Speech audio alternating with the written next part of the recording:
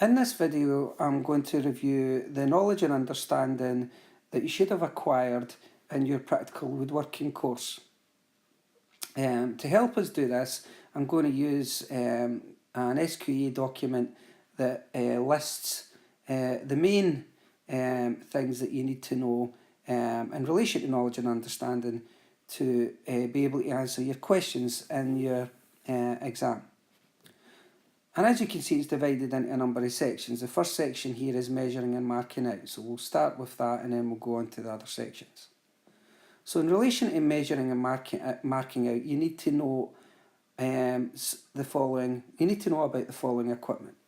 We have a steel rule. A steel rule is not a ruler.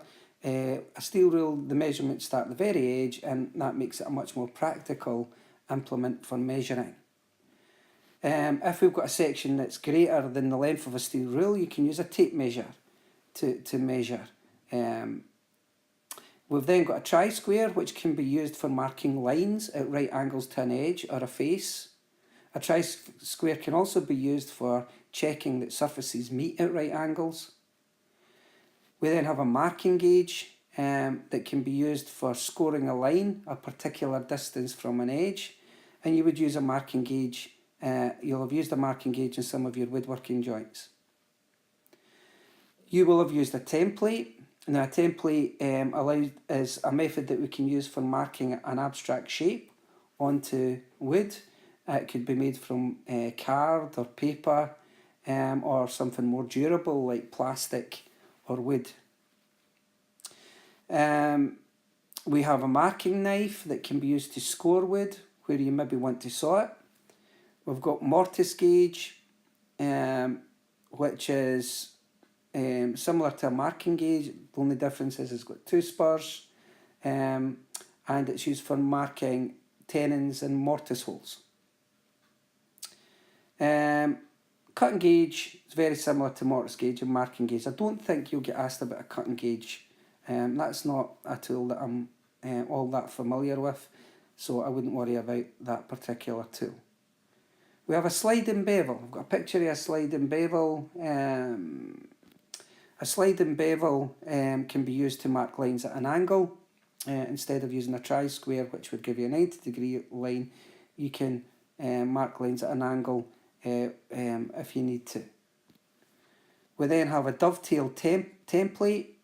A dovetail template basically is used for making a dovetail like the one you can see on the screen. And on either side you can see we've got the shape here of the female and male part of the dovetail joint. We have outside calipers that you would use when you're turning wood, and you can get internal calipers, but this is an example of external calipers that you would use for measuring the diameter of any bit of wood that you've turned. The next section is reading and interpreting drawings and documents. During the course, or certainly during your units, you will have used a booklet for each unit, and in each booklet you will have working drawings. These working drawings will can have sizes in them that you'll have used to mark out your wood in order to make your model. In these booklets you might also find examples of pictorial drawings. A pictorial drawing is a 3D drawing that clearly shows you what it is you're going to make. Normally pictorial drawings are isometric drawings or possibly oblique drawings. You might find diagrams in that are used in the booklet, although I'm not sure there was a diagram used in any of the booklets that we use at West Calder.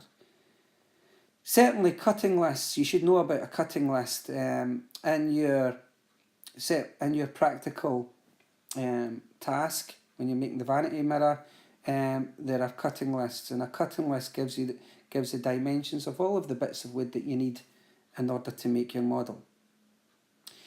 You should know about orthographic projection, and that is the method that's used to produce a working drawing. So we've got a front view, which we call an elevation, and an end view, which we call an end elevation. And dimensions are then added to these views. Scale. This is when possibly you have an object that's a big object, and what they do is they scale it down, maybe by a factor of 5 or whatever, to put it onto the bit of paper. And with a drawing that's got scale, you don't need the dimensions, because what you do, you can measure along the line and then multiply it by the scale factor to find the actual size that you require. Basic drawing conventions that you should be familiar with.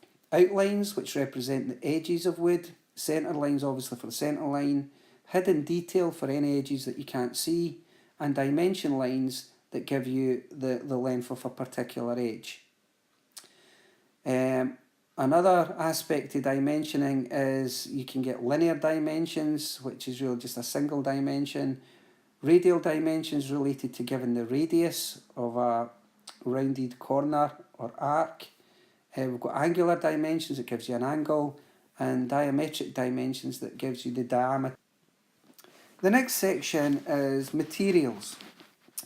In your exam, you might get asked to state the name of a wood, or identify a wood that's been used in a particular application. So when it comes to wood, we can divide woods into 3 categories: softwoods, hardwoods, and manufactured boards. Softwoods come from coniferous trees or cone-bearing trees, and these types of woods are cheaper than hardwoods. Examples of softwoods would be redwood, which is the wood that you've used predominantly in your unit work. Other examples of softwoods include cedar and larch. Examples of hardwoods, which are more expensive often than softwoods, include ash, oak, beech, and mahogany. You will also need to know about manufactured boards. I've got a picture here showing the 5 manufactured boards that you need to be familiar with. We've got MDF, which stands for medium density fibre board. An MDF is often used in flooring, or it can be used in shelving, or it can also be used to make kitchen furniture or worktops. And when it's used in this particular application, it would normally be laminated MDF. We've got plywood. Plywood consists of thin veneers glued at right angles to create a very strong board for its cross section. Plywood is often used in panelling, or you could think of like roofs on a house, or in fencing. The next board is hardboard. Hardboard is made from wood pulp, glued together. It normally has a smooth surface on one side and a rough surface on the other. This board is not that strong, so it's only used in things like the back of a cabinet or the bottom of a drawer. We've then got blockboard, which is a cheaper version of plywood. It consists, the core of blockboard is made from strips of pine rather than veneers. And with blockboard, you've got an outer veneer. And then finally, we've got chipboard, which is made from chips of wood or waste wood glued together. Chipboard is similar to MDF. You can get laminated chipboard that can be used to make worktops and to make kitchen furniture on cabinets that you would find in the house.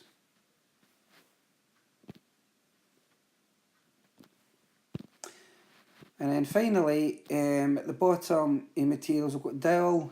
Dowel is really just... The next section that I'm going to talk about is related to bench work. In your exam, you need to demonstrate knowledge of the types of tools that you would use when working at a bench. Now that will involve being able to identify a range of tools, as well as for some tools knowing the parts that make up that particular tool. So let's look at the list of tools that you should be familiar with. We've obviously got the vise, the bench vise, which is attached to the bench. And in relation to saws, you should know about a tenon saw, or sometimes referred to as a back saw. You should know about coping saw. Other saws that you might be less familiar with include a rip saw, which I've got a picture of here. A rip saw is used for sawing along the grain rather than across the grain, and the teeth are angled slightly out in such a way that you're able to saw along the length of a piece of wood. And that's in contrast to a panel saw or cross-cut saw, where with this type of saw you would cut across the grain when doing joinery work. So we have also chisels. Right, I'm not going to talk about a bevel edge chisel. You should know what a bevel edge chisel looks like. A mortise chisel, however, let's look at a mortise chisel. Mortise chisel basically is quite a substantial chisel for making mortise holes.